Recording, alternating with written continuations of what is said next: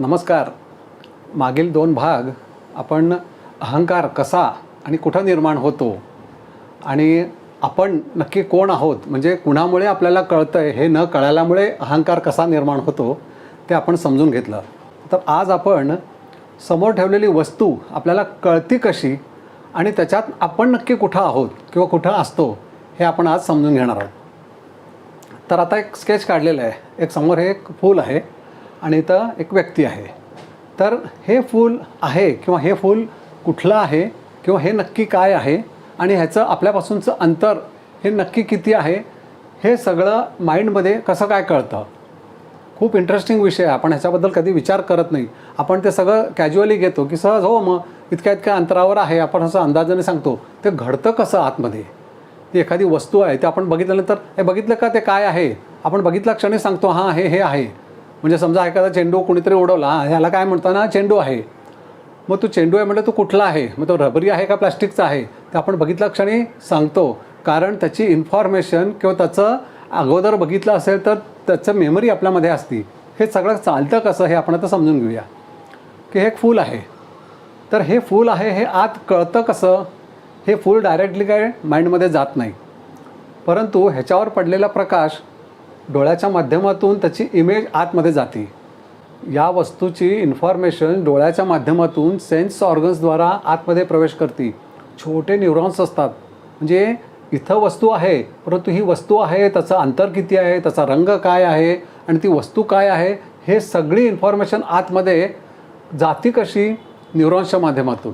बारीक इम्पल्स असतात छोटे छोटे टायनी, की जेणेकरून आतमध्ये फक्त इथं तोच स्पार्क पडतो. तो स्पार्क पडल्या क्षणी आपल्याला कळतं की समोर ही वस्तू आहे. मग ती वस्तू कुठली आहे तर लगेच स्मृतीपटल आहे. स्मृतीपटल म्हणजे आपली मेमरी बँक. त्याच्यामध्ये ती वस्तू अगोदर बघितलेली असेल किंवा बघितली आहे का हे सर्च केलं जातं. जसं आपण गुगल सर्च करतो की एखादी वस्तू आपल्याला कळली नाही तर आपण गुगलवर टाईप करतो की ही वस्तू काय आहे, तसं ते लगेच सर्च केलं जातं. ह्याच्या अगोदर ती वस्तू बघितली असेल तर हां ही वस्तू काय आहे ती कळती. नसेल बघितली तर माहिती नाही आहे, परंतु आकार मात्र अमुक जसं म्हणजे आता फुलाचा आकार दिसतोय एवढं कळतं. मग आता कुणाला तरी विचारायला पाहिजे हेही कळतं. म्हणजे हे सगळं कळणं घडतं इथं. इथं काय आहे वस्तुज्ञान होतं. म्हणजे थोडक्यात समोरची वस्तू काय आहे त्याचं ज्ञान होतं. स्मृतीपटल आहे. आणि सगळ्यात महत्त्वाचं म्हणजे टाईम स्पेस आणि कॉज हे सगळ्यात महत्त्वाचा घटक माइंडमध्ये असतो. आपण जे काही वेळ म्हणतो, अंतर म्हणतो, कारण म्हणतो हे सगळं माइंडमध्ये असतं. समोर काही नाही आहे. जसं आपण म्हणतो ना हे सगळं जग आपण त्या जगाचा अनुभव घेतो आहे कुठं माइंडमध्ये. म्हणून वृत्ती आतमध्ये जशी असेल तसा अनुभव येत असतो. आपण कालच्या भागामध्ये समजून घेतलं. एखादी गोष्ट कशी आहे आणि हे सगळं आपल्याला आपल्यापर्यंत ती इन्फॉर्मेशन पोचवतं कोण, हे सेन्स ऑर्गन्स. म्हणजे डोळ्यांनी, नाकानी, कानानी, की जेणेकरून आपण त्या वस्तूचा आवाज ऐकतो. आवाजावरून आपण ओळखतो की समोरची वस्तू काय आहे. तर वर पंखा फिरतोय तर त्याचा नुसता आवाज ऐकला तरीसुद्धा तो पंख्याचा आवाज आहे आपल्याला कळतं. किंवा एखादा हॉर्न वाजला तर हॉर्नवरून आपल्याला गाडीचा आवाज आहे हे कळतं. कितीतरी आवाज ते आपल्याकडे ह्याच्या अगोदर ऐकलेले असतील तर ते स्मृतीपटलामध्ये ते रेकॉर्डेड असतात आणि ते लगेच तिथं सर्च केले जातात की ह्याच्या अगोदर हा आवाज कधी ऐकला होता. आणि ते इतक्या फास्ट होतं की सटकन आपल्याला कळतं की हा आवाज अमुक गोष्टीचा आहे. तशी ती वस्तू, त्या वस्तूचं अंतर हे सगळं माइंडमध्येच आहे. आपण बाहेर म्हणतो की इतक्या अंतरावर एखादी गोष्ट आहे, पण किती अंतरावर आहे हे कळतं कुठं, हे माइंडमध्येच कळतं. म्हणून टाईम स्पेस कॉज हे सगळं माइंडमध्ये आहे. मग आता इथं आपण नक्की कुठं आहोत हे आपल्याला समजून घ्यायचं आहे. तर जसं आता हे सगळे न्यूरोलॉजिस्ट जे आहेत, न्यूरोसर्जन, न्यूरोसायंटिस्ट जे आहेत ते सगळे म्हणे आता अद्वैत वेदांत आणि उपनिषदाच्या मागं लागलेले आहेत. कारण ह्याच्यात हे सगळं कसं घडतं हे उपनिषदात सांगितलेलं आहे. पण इथं आतमध्ये कळणं घडणं ह्याच्यासाठी जो कॉन्शियसनेस, अवेअरनेस किंवा जो साक्षी किंवा ज्याला ब्रह्म म्हणतो, ज्याला आपण आत्मा म्हणतो, तो नक्की कसा कार्य करतो हे अजूनही कोणाला कळलेलं नाही आहे. जसं माइंडची कार्यप्रणाली ही मुळात 10%च कळालेली आहे. अजून 90% कळालेलंच नाही आहे विज्ञानालासुद्धा की हे नक्की कळणं घडतं कसं. एक स्पार्क पडतो म्हणे फक्त आणि इथं प्रचंड काहीतरी मोठी घटना घडलेली असते. त्या एवढ्या स्पार्क इथं मोठीच्या मोठी घटना घडते, इथं खूप गोष्टी ठेवलेल्या आहेत, पण हे नक्की काय आहे हे इथं एवढ्याच स्पार्कवरनं कळतं कसं, कुणामुळे कळतं, हे सगळं गूढ आहे. म्हणजे शास्त्रज्ञांनासुद्धा ते अजूनही गूढच आहे. फक्त ते आता एवढं न्यूरोलॉजिस्ट काय करतात, ते न्यूरो सिग्नल जातात आतमध्ये आणि इथं असं ठराविक थोडे काय म्हणतात की आपण जुजबी अशी तेवढी इन्फॉर्मेशन आहे, परंतु उपनिषदांमध्ये ते सगळं व्यवस्थित सांगितलेलं आहे. म्हणून सगळ्या त्या उपनिषदाचं मागं लागलेले आहेत. आपली जाणीव, अवेअरनेस ज्याला म्हणतो, कॉन्शियसनेस म्हणतो, की मला आता कळतं आहे, म्हणजे कळणं घडतं हे इथं कॉन्शियसनेसमुळे, आत्म्यामुळे, ब्रह्म या अवस्थेमुळे. तर मग आता आपण नक्की इथं कुठं आहोत?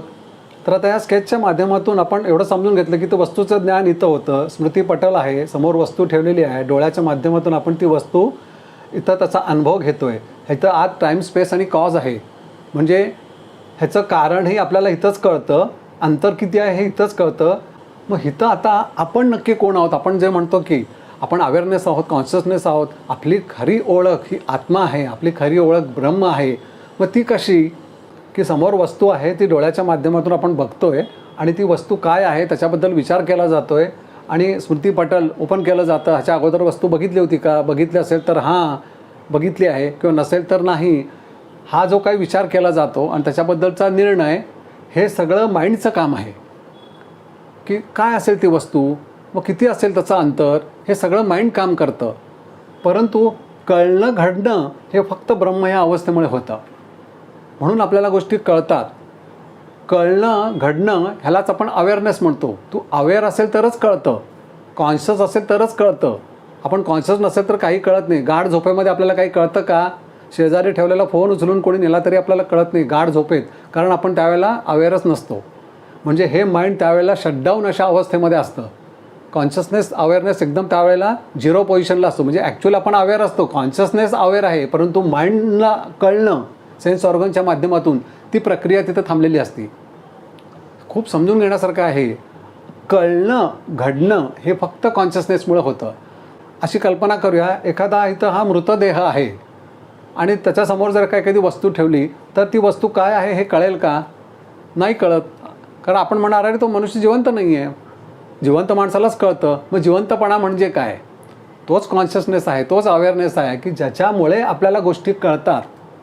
समोर काय चालू आहे, समोर कोण उभा आहे, काय बोलत आहे, आवाज असू दे, वस्तू असू दे, त्याचा रंग असू दे, त्याचा आकार असू दे, त्याचं अंतर असू दे, जे काही आहे ते फक्त आपल्याला आतमध्ये आपण कॉन्शियसनेस, अवेअरनेस, ब्रह्म, साक्षी, आत्मा आहोत म्हणूनच कळतं. आणि हेच वेदांत सांगायचा प्रयत्न करतं, हेच उपनिषद सांगायचा प्रयत्न करतं. आता आपण लक्षात घ्यायचं की आपली खरी ओळख काय आहे. इथं विचार करणारं मन, विचार करणारी बुद्धी, स्मृतीपटल, समोरची वस्तू, डोळे, देह का अनुभवणारा? आपण नेहमी म्हणतो अनुभवणारा, मला कळतंय म्हणतो ना आपण. मग इथंच फक्त हा एक बारीक असा पडदा आहे. तो मला कळतंय, जो मी म्हणणारा जो अहंकार आहे ना, तो तिथं काहीतरी आपल्याला गोत्यात घालतो. कळणं घडतच असतं. कळणं घडणं हे फक्त कॉन्शियसनेसमुळे होतं, त्याच्याशिवाय आपल्याला कळणारच नाही. मग आपली ओळख, इथला जो अहंकार आहे तो नसून ज्याच्यामुळे कळतं तो आपण इथं कॉन्शियसनेस म्हणून आहोत, अवेअरनेस म्हणून आहोत. त्याचं ह्याच्यावर आता इथं त्याचं रिफ्लेक्शन आहे, प्रतिबिंबित अवस्थेत आहे. तर प्रतिबिंबित अवस्था जी आहे ती जी मूळ अवस्था बाहेर आहे किंवा मूळ अवस्था जी आतमध्ये आहे म्हणतो आपण, की ज्याचं प्रतिबिंब पडलेलं आहे तो कॉन्शियसनेस, तो अवेअरनेस, तो मी आहे. हे आपण साधनेनं, ध्यानानं समजून घ्यायचं. तिथं आपण जी काही शून्यावस्था म्हणतो, म्हणजे शून्यावस्था ज्या वेळेला प्राप्त होती, जसं आपण काल समजून घेतलं की चित्त शुद्ध झाल्यानंतर आपल्याला ते कळतं. चित्त शुद्ध होणं म्हणजे काय, ह्याच्या आपण अगोदरच्या भागामध्ये समजून घेतलं की तो आरसा आहे, तो स्वच्छ झाल्यानंतर एखाद्या गोष्टीचं प्रतिबिंब आपण स्पष्टपणे त्याच्यात बघू शकतो. ब्रह्म या अवस्थेचं प्रतिबिंब चित्त शुद्ध झाल्यावर व्यवस्थित दिसतं, कळतं की अरे इथं अहंकार करण्याचं कारणच नाही आहे. कळणं घडतं हे फक्त ब्रह्म अवस्थेमुळे. वेदांत म्हणतं तेच तर सांगायचा मी प्रयत्न करतोय की कळणं घडतं हे फक्त अवेअरनेसमुळे, कॉन्शियसनेसमुळे, ब्रह्म या अवस्थेमुळे, जे आपल्या सगळ्यांचं आहे.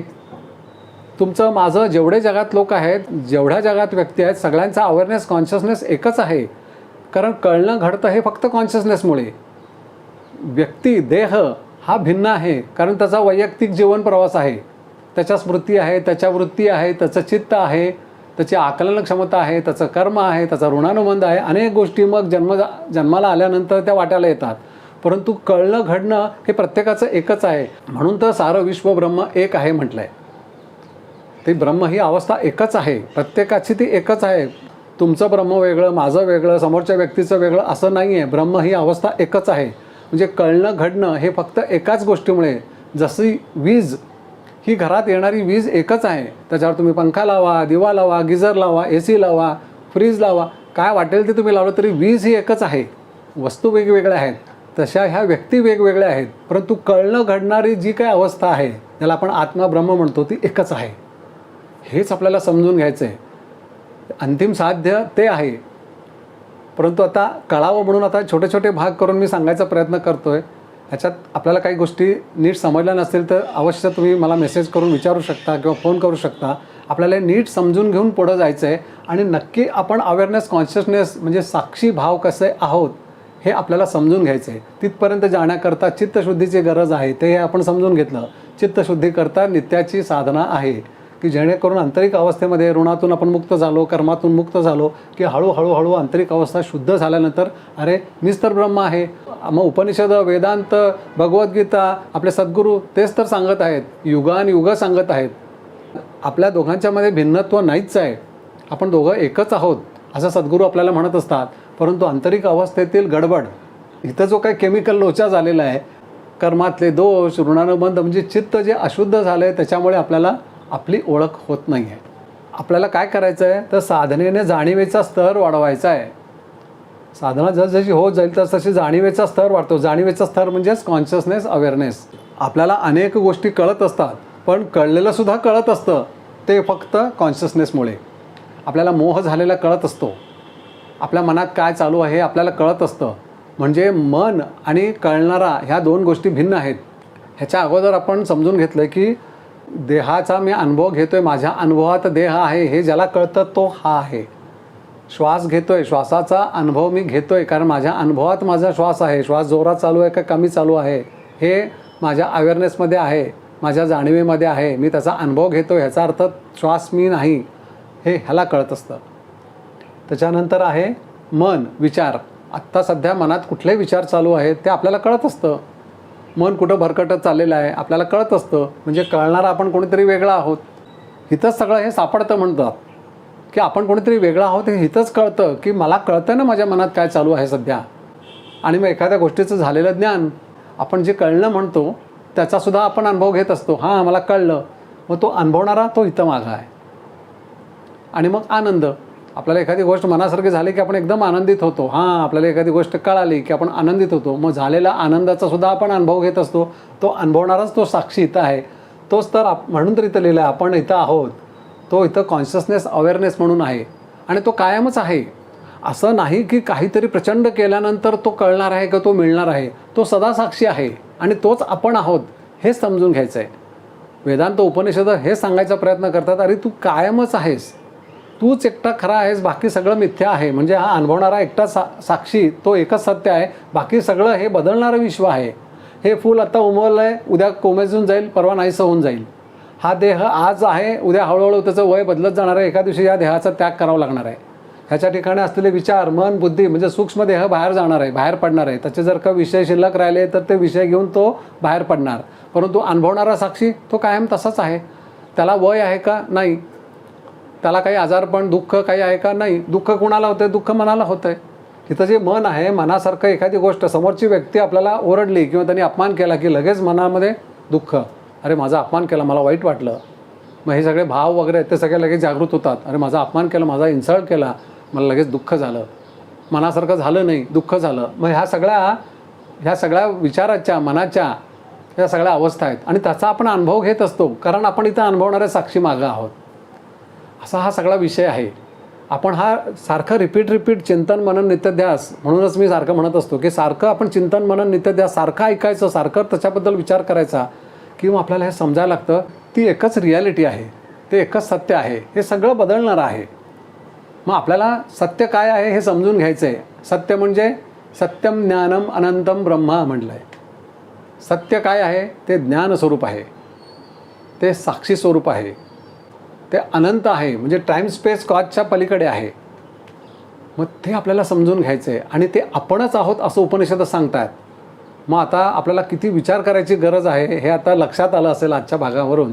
तर आता हा भाग आपण इथं संपवूया आज आपल्याला भरपूर मटेरियल मिळालेलं आहे की विचार करायसाठी की हे नक्की कसं चालतं आणि हे आपण अनुभवतोय आणि हे आता पडतं आपल्याला कळतं की आपणच साक्षी आहोत. मग त्याच विचाराला त्याच पॉईंटला राहायचं कायम. त्याच्याकरताच नित्याची साधना आहे. हळूहळू जाणीवेचा स्तर आपल्याला वाढवायचा आहे. तर मग आपली खरी ओळख आपल्याला नक्की होईल आणि ती ओळख करून घ्यायचीच आहे आपण सगळ्यांनी. नमस्कार.